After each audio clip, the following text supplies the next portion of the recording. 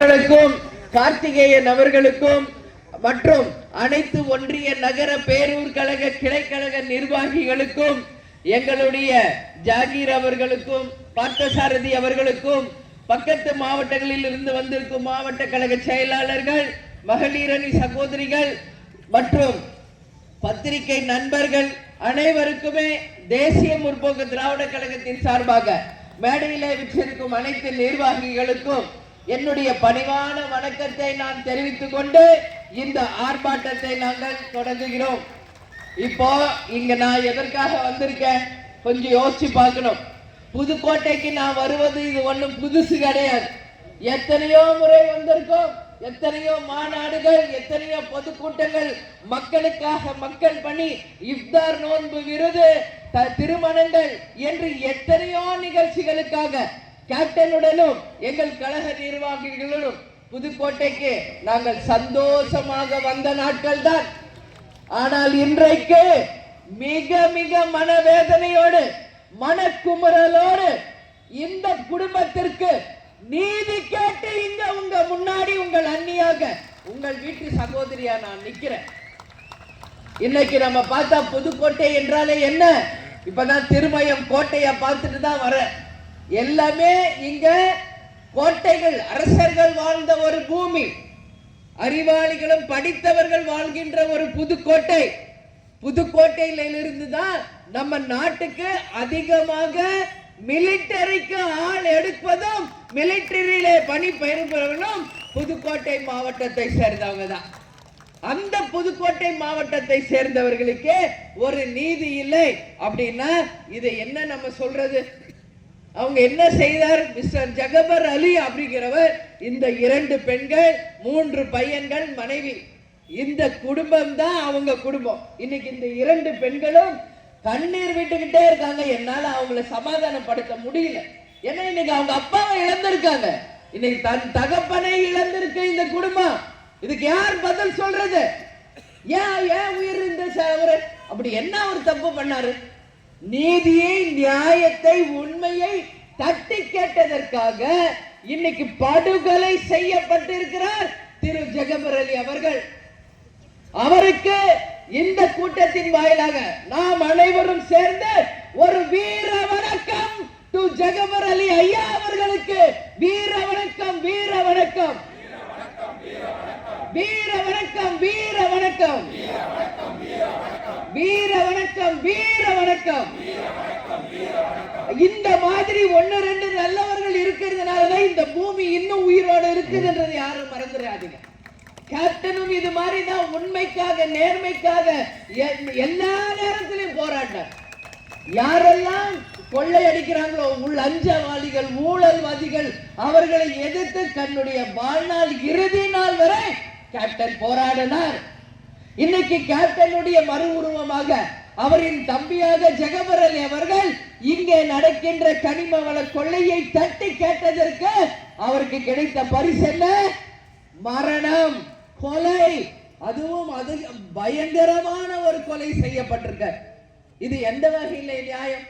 அப்ப இங்க இருக்கிறவங்க யாரும் உண்மையை பேசக்கூடாதா? நியாயத்தை தட்டி கேட்க கூடாதா? மக்களுக்காக பேசக்கூடாதா? இந்த நாட்டுக்காக பேசக்கூடாதா என்ற கேள்விதான் இங்க வருகிறது. இன்னைக்கு கனிம வள கொள்ளை புதுக்கோட்டை, வேலூர் மாவட்டம், தென்காசி மாவட்டம், கோயம்புத்தூர் மாவட்டம் என்று தமிழ்நாடு முழுக்க அனைத்து இடங்களிலும் மணல் கொள்ளை ஒரு பக்கம், கனிம வள கொள்ளை ஒரு பக்கம் என்று தமிழகமே இன்னைக்கு கொள்ளை பூமியாக ஆளும் கட்சியினரால மாற்றப்பட்டு இருக்கிறது. இன்றைக்கு நாம பார்த்தோம்னா இந்த கனிம வளத்தின் மூலமாக பல லட்சம் கோடிகளை சுரண்டி பிழைத்து இது போல அப்பாவிகளை இன்னைக்கு மரண படுக்கைக்கு கொண்டு சென்று அவங்க குடும்பத்தை இன்னைக்கு நிர்கதி ஆக்கி இருக்காங்களே, அவங்களுக்கு நிச்சயம் கடவுள் என்று இருந்தால் தண்டனை கொடுத்தே தீர்வார் என்பதை உறுதியாக நான் சொல்றேன். என்ன நியாயம் கிடைக்கணும் அவங்களுக்கு? எதுக்காக அவர் என்ன கேட்டாரு? டாரஸ் வண்டி மூலமாக எத்தனையோ லோடு வந்து இங்க கனிம வள கொள்ளை தொடர்ந்து பல ஆண்டுகளாக நடக்குது. அதை தட்டி கேட்ட பாவத்திற்காக இன்னைக்கு அவர் படுகொலை செய்யப்பட்டு இருக்கிறார். இங்க வந்து நேற்றுலாம் இங்க பார்த்த இந்த மேடையை போடக்கூடாதுன்னு நேத்து பூரா ஒரே நைட் எல்லாம் அமக்கணும். ஏன் என்ன பயிற்சி இப்ப உங்களுக்கு? இப்ப இந்த மேடையை போட்டு எங்க மக்கள்கிட்ட பேசுற உங்களுக்கு என்ன? ஏன் பயமா? மக்களை சந்தித்து உண்மையை பேச போறாங்க தேமுதிக, உங்களுக்கு பயமா? இத பணங்காட்டு நிறைய சலசலப்புகளுக்கெல்லாம் அஞ்ச மாட்டாங்க. இங்க நீங்க தடுத்திருந்தீங்கன்னா இது மாதிரி இன்னொரு 10 மேடை வந்திருக்கோம். இது யாரும் இங்க வந்து தடுக்க முடியாது. மக்களை நாங்க சந்திக்க உரிமையாக அதிகாரப்பூர்வமா அனுமதி பெற்றுதான் இன்னைக்கு நாங்க இங்க வந்து உங்க முன்னாடி நிக்கிறோம். அப்படி இருக்கும்போது காவல்துறை எதற்காக இங்க மேடை அமைக்க கூடாது, ஆர்ப்பாட்டம் நடத்த கூடாதுன்னு ஏன் சொல்றீங்க? அப்ப நீங்க அவர் ஜெகபர் அலியை காப்பாத்தி இருந்தா, காவல்துறை தன் கடமையை செய்திருந்தால் நாங்க ஏன் இங்க வரோம்?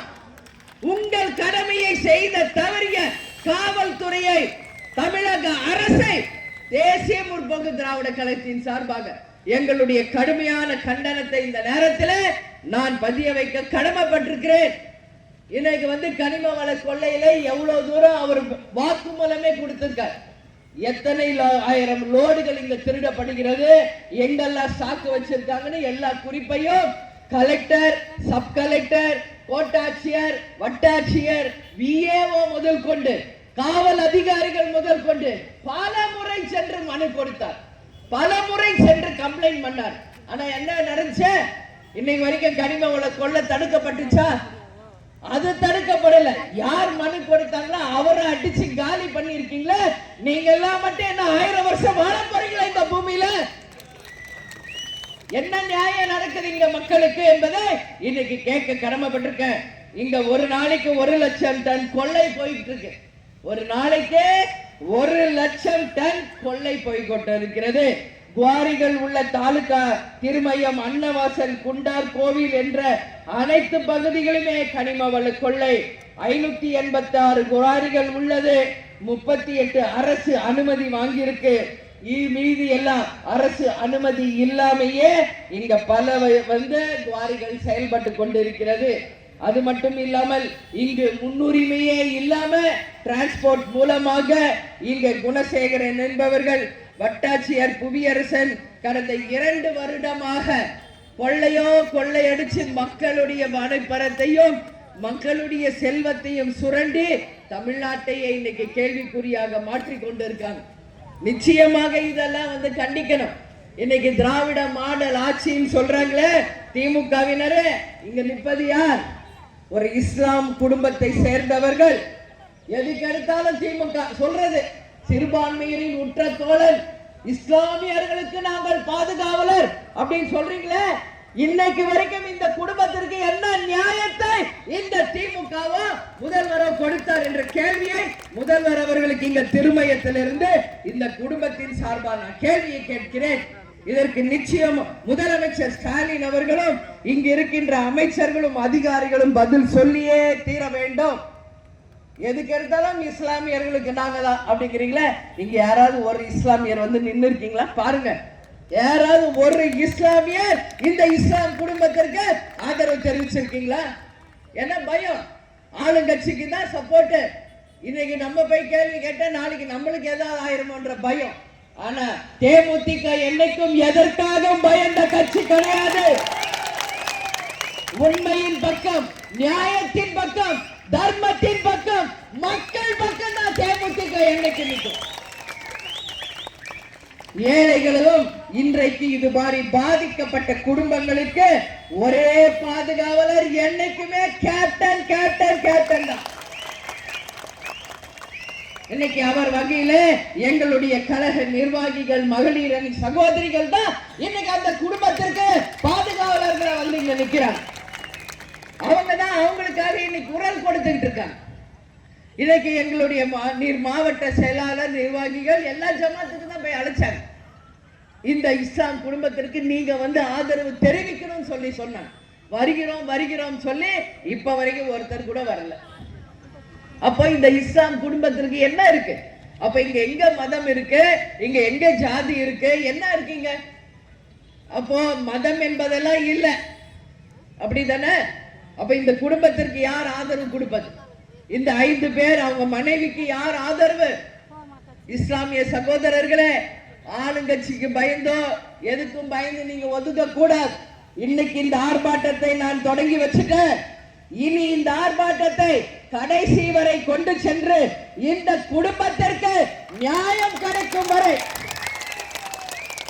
நீதி கிடைக்கும் வரை ஒவ்வொரு இஸ்லாமியரும் இந்த குடும்பத்திற்கு துணை நிற்கணும். தமிழ்நாடு முழுக்க இருக்கின்ற அனைத்து இஸ்லாமியர்களும் இந்த குடும்பத்திற்கு துணை நிற்க வேண்டும் என்று நான் இந்த நேரத்தில் கேட்கிறேன். அது மட்டும் கிடையாது, எதிர்த்து குரல் கொடுத்தா கொலை பண்ணுவீங்க, எதிர்த்து கேள்வி கேட்டா தடை பண்ணுவீங்க, ஒரு ஆர்ப்பாட்டம் செஞ்சா தடை விதிப்பீங்க. இதுதான் உங்கள் திராவிட அராஜக ஆட்சியா என்று மக்கள் கேள்வியாக இந்த நேரத்தில் நான் கேட்கிறேன். இன்னைக்கு அதை கொலை செய்த டிரைவர் வாக்கு மூலம் கொடுத்திருக்காரு. என்ன கொடுத்திருக்காரு? இது திட்டமிட்டு செய்யப்பட்ட ஒரு படுகொலை. நீண்ட நாட்களாக அவர் தொடர்ந்து எல்லா இடத்திலும் மனு கொடுத்ததுனால இது திட்டமிட்டு அந்த குவாரி உரிமையாளர்களுடைய அறிவுறுத்தலின்படி இந்த கொலையை திட்டமிட்டு செய்தேன் அப்படின்னு டிரைவரே வாக்குமூலம் கொடுத்திருக்கார். இன்னைக்கு என்ன கிழமை? வெள்ளிக்கிழமை. இன்னைக்கு தொழுகைக்கு செல்கின்ற இஸ்லாமிய மக்களே, அந்த தொழுகையோடு சேர்ந்து இந்த குடும்பத்திற்கும் ஒரு நியாயம் கிடைக்க வேண்டும் என்று அல்லாஹ் அவர்களிடம் அனைவரும் வேண்டுங்க. இறைவன் என்று இருப்பார் என்றால் இது மாதிரி அநியாயங்களுக்கும் நிச்சயமாக தட்டி கேட்க வேண்டும். அன்னைக்கு இவங்க அப்பா ஜெகபர் அலியும் தொழுகைக்கு போயிட்டு வரும்போதுதான் ஒரு லாரியை வச்சு ஏத்துறாங்க. அவர் துடி துடிக்க கீழே விழுந்தார். ஆனா உயிர் இருந்தது. ஆனால் உயிர் போகலையே என்று பார்த்து மறுபடியும் இரண்டாவது முறை அந்த லாரியை வச்சு ஏற்றி அவர் படுகொலையை உறுதி செய்து விட்டு தான் அந்த லாரி அந்த இடத்துல இருந்து போயிருக்கு. இது எந்த அளவு ஒரு கொடுமையான ஒரு விஷயம். இன்னைக்கு ரோட்ல ஒரு நாய் அடிபட்டா, ஒரு ஆடு அடிபட்டா, ஒரு மாடு அடிபட்டாவே இன்னைக்கு கேஸ் போடுறாங்க. பல பேர் அங்க நின்று நியாயம் கேட்கிறாங்க. இன்னைக்கு ஒரு உயிர் பறி போயிருக்கு. இந்த 2 பெண்கள், 3 ஆண் பிள்ளைகள், ஒரு மனைவி. அவருக்கு யார் இந்த குடும்பத்திற்கு பதில் சொல்வது? லாரியை ஏற்றி அவரை கொல்லக்கூடிய அதிகாரத்தை உங்களுக்கு யார் கொடுத்தார்? அந்த தைரியத்தை உங்களுக்கு யார் கொடுத்தார்கள்? உறுதியாக சொல்கிறேன், இந்த குடும்பத்திற்கு நியாயம் கிடைக்கும் வரை தேமுதிக துணை நிற்கும். இஸ்லாமிய சகோதர சகோதரிகளும் துணை நிற்க வேண்டும். இந்த புதுக்கோட்டை மாவட்டத்தை சேர்ந்த அனைவரும் நியாயம் கேட்க வேண்டும் என்று நான் கேட்டுக்கொள்கிறேன். இன்னைக்கு இங்க மிகப்பெரிய ஆர்ப்பாட்டத்தை நடத்திய முதல் கட்சி தேசிய முற்போக்கு திராவிட கழகம். நியாயத்தை தட்டி கேட்க இந்த திருமயம் பூமிக்கே ஆர்ப்பாட்டத்தை நடத்திய முதல் கட்சி தேசிய முற்போக்கு திராவிட கழகம். இதன் மூலமே நீங்க தெரிஞ்சுக்கலாம், யாருக்கும் பயப்பட மாட்டோம். மக்களுக்கு மட்டும்தான் தேமுதிக என்னைக்கும் துணை நிற்கும். என் மக்களே உங்களை தங்க தட்டில் வைத்து தாளாட்டுகிறேன், ஒரு வாய்ப்பை கொடுங்கள் என்று தலைவர் கேட்டப்போ ஒரு வாய்ப்பை நீங்கள் கொடுத்திருந்தால் இந்த அவலங்கள் தமிழ்நாட்டில் நடந்திருக்காது. ஆனால் நீங்க தவற விட்டுட்டீங்க. மீண்டும் உங்களை எல்லாம் கேட்டுக்கிட்டேன். தொண்டையில ரத்தம் வர அளவு கேப்டன் தமிழ்நாடு முழுக்க 20 ஆண்டு காலம் பணியாற்றினார். ஆனா என்ன பிரயோஜனம்? மக்கள் புரிஞ்சுக்கலையே. ஓட்டுக்கு யார் காசு கொடுக்குறாங்களோ அவங்களதான் நீங்க பெருசா நினைச்சீங்க. இல்ல, மக்களை உண்மையாக விரும்பிய ஒரு தலைவரை நீங்க எல்லாம் இழந்துட்டீங்க, தூக்கி எரிஞ்சிட்டீங்க கல்லு என்று நினைச்சு. ஆனா இது கல் இல்லை, வைரம், விலை மதிப்பே இல்லாத வைரம் கேப்டன் அப்படிங்கறத இப்பயாவது உணர்ந்து இருக்கீங்களா? நிச்சயமாக மீண்டும் ஒரு சான்ஸ் வரும். நிச்சயமாக கேப்டனுக்கு நீங்கள் ஒரு தீர்ப்பை நிச்சயம் அந்த தேர்தலில் தர வேண்டும். இது மாதிரி குடும்பங்களுக்கும் நீங்கள் நியாயத்தை தரணும்னு சொல்லி நான் கேட்டுக்கிறேன். இன்னைக்கு தேமுதிக இங்க ஆர்ப்பாட்டம் பண்ணதுன்னு சொன்ன உடனே இந்த வழக்கை சிபிசிஐடிக்கு மாத்தி இருக்காங்க. ஏன்னா சிபிசிஐடி என்பது மத்திய அரசால் நடத்தப்படுவது. தமிழ்நாட்டுக்குள்ளேயே ஒரு ஆராய்ச்சியோ ஆய்வோ செஞ்ச நியாயம் கிடைக்காது. அதனால சிபிசிஐடிக்கு மாற்றி இருக்காங்க. நிச்சயமாக சிபிசிஐடி இந்த குடும்பத்திற்கு ஒரு நல்ல தீர்ப்பை, நியாயத்தை வழங்கணும் சொல்லி நான் இந்த நேரத்தில் கேட்டுக்கிறேன். அது மட்டும் இல்லை, அந்த கொலை செய்த உரிமையாளர் யாரோ ராசுன்னு ஒருத்தர் சுப்பையான் ஒருத்தர அவர்களை நிரந்தரமாக ஆயுள் தண்டனை கைதிகளாக சிறையிலே அடைக்க வேண்டும். இன்னைக்கு கோடி கோடியா கொள்ளடிச்சிருக்கீங்களே, இந்த குடும்பத்திற்கு 1 கோடி ரூபாய் இழப்பீடு நிச்சயம் வழங்க வேண்டும். தமிழக அரசும் வழங்கணும், அந்த குவாரி உரிமையாளர்களும் நிச்சயமாக இந்த குடும்பத்திற்கு ஒரு மிகப்பெரிய தொகையை தந்து அவர்களுக்கு நீதியை வழங்கணும் சொல்லி இந்த நேரத்தில் நான் கேட்டுக்கொள்கிறேன். இஸ்லாமிய பாதுகாவலர்களே, நீங்க எல்லாரும் துணை நில்லுங்கள். இந்த நேரத்தில் நீதி நேர்மை வென்றது என்று சொல்ற அளவு இந்த குடும்பத்திற்கு நீங்கள் நிச்சயமாக ஒரு ஆறுதலையும் பாதுகாப்பையும் தரணும். இங்க கோட்டாட்சியர் கலெக்டர்ல இருந்து எல்லாருமே இதுல உடன்பட்டிருக்காங்க. சொல்றதுக்கே வெக்கக்கேடா இருக்கு, தலை குனிவா இருக்கு. இந்த கேஸ்ல கலெக்டர், கோட்டாட்சியர், வட்டாட்சியர், பிஏஓ, இன்ஸ்பெக்டர், காவல் அதிகாரிகள் அனைவரும் கைது செய்யப்பட வேண்டும். சிபிசிஐடி இந்த வழக்கை கையில் எடுத்து உண்மையை மக்களுக்கு வெள்ளை அறிக்கையாக தந்து அவர்களுக்கு நிச்சயமாக தண்டனை தரணும். குவாரி உரிமையாளர்களுக்கு ஆயுள் கால தண்டனையை தரணும். அந்த லாரி ஏற்று கொண்ட அந்த டிரைவருக்கு மரண தண்டனையை தர வேண்டும். அப்பதான் இந்த மாதிரி நிகழ்வுகள் இனி தமிழ்நாட்டில் எங்கும் நடக்காத வண்ணம் நிச்சயமாக அதை தடுக்க முடியும் என்பதில் எந்த மாற்று கருத்துமே கிடையாது. இன்னைக்கு அதிகாரிகளுக்கு மதிப்பு கொடுக்க வேண்டிய அமைச்சர்கள்லாம் என்ன பண்ணிக்கிட்டு இருக்காங்க? முதலமைச்சருக்கும் அவங்க பையனுக்கும் பேரனுக்கும் எந்திரிச்சு நின்று உட்காரதுக்கு சீட்டு கொடுக்குறாங்க. தூசி விழுந்துடக்கூடாதுன்னு தட்டி விட்டுக்கிட்டு இருக்காங்க. அவங்களுடைய நண்பருடைய நண்பர்கள் வந்தாங்கன்னு கலெக்டரமாவே எழுப்புறாரு மிஸ்டர் மூர்த்தி அமைச்சர். எங்க இது நடந்துச்சு? மதுரையில். இந்த அளவுல தான் இந்த ஆட்சியினுடைய லட்சணம் இருக்குன்றதை புரிஞ்சுக்கணும். அப்ப அதிகாரிகளுக்கு இங்க என்ன மரியாதை? ஆட்சியாளர்கள் 5 வருஷம் இருப்பாங்க போவாங்க. ஆனா அதிகாரிகளே, உங்களுடைய சர்வீஸ் 60 ஆண்டு காலம் இந்த மக்களுக்கு. உங்களுக்கு கிடைச்ச அந்த உயர் பதவியை பயன்படுத்தி இனி இருக்கும் காலம் அந்த மக்களுக்கு ஏதாவது நல்லது செய்ய முடியல, நல்லது செய்யணும் சொல்லி அனைவரையும் நான் கேட்டுக்கிறேன். லஞ்ச ஊழல் ஒழியணும், டாஸ்மாக் கடைகள் ஒழியணும், போதை கலாச்சாரம் ஒழியணும், வேலையில்லா திண்டாட்டம் ஒழியணும், விலைவாசி உயர்வு ஒழியணும். எல்லாம் ஒழிந்து கனிம வள கொள்ளைக்கு முற்றிலுமாக ஒரு முற்றுப்புள்ளி, நிரந்தரமாக ஒரு முற்றுப்புள்ளி வைத்து நமது தமிழகத்தினுடைய அந்த பூமி வளத்தை காப்பாற்ற வேண்டியது தமிழர்களாகிய நம் ஒவ்வொருவருடைய கடமை. இந்த பக்கத்துல இருக்கு கேரளா. ஒரே ஒரு கைப்பிடி மண் அங்க எடுக்க முடியாது, ஒரு செங்கல் அங்க எடுக்க முடியாது.